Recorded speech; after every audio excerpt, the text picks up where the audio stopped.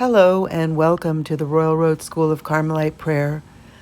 A link to the Praying with Teresa of Avila website has been provided below to enable you to find the notes and audio of today's presentation along with the catalog of offerings on this channel.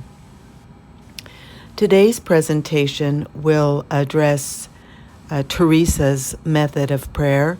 This is part 2 of an article written by Carmelite Nuns entitled Teresian Prayer and taken from the Carmel Clarion, January through March 2011. Saint Teresa's person and message, along with the Carmel itself, cannot be explained without speaking of prayer.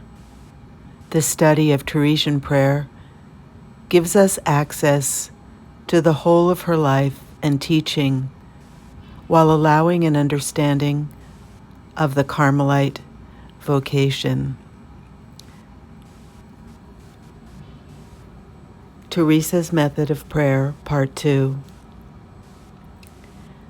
Teresa's method or manner can be described as follows. I tried as hard as I could to keep Jesus Christ present within me.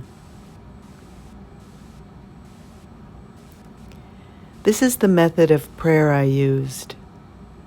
I strove to represent Christ within me. At the moment of communion, I, Teresa, entered within my poor home to be with him. Praying means attention to the person and this within, where the personal encounter takes place. To pray is to be with him, to draw present or to represent, that is, to revive his presence. I remained with him.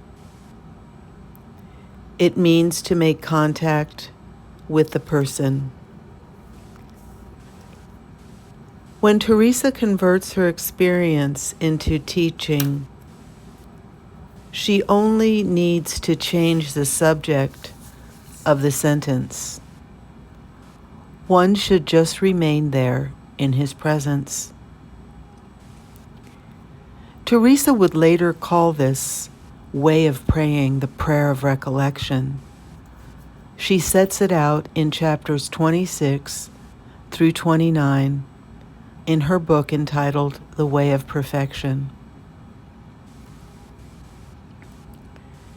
I never knew what it was to pray with satisfaction until the Lord taught me this method. Her experience of prayer leads her to equate prayer and perfection, to be a friendly relationship. Prayer is a commitment of one's entire life.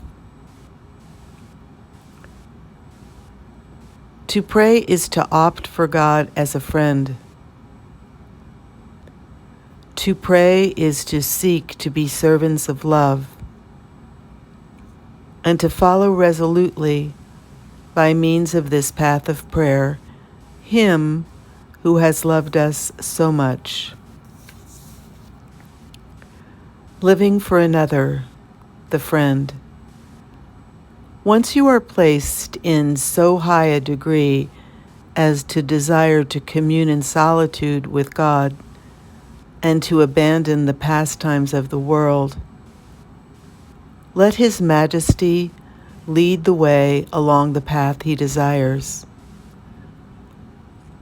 We belong no longer to ourselves, but to Him. Prayer follows the type of life we lead. We are what our prayer is, or rather, what our friendship with God is. For this reason, prayer is a relationship of friends. It brings about and deepens our friendship with God. Amen. This is the end of Part 2. Part 3 will take a look at Teresa's viewpoint on prayer.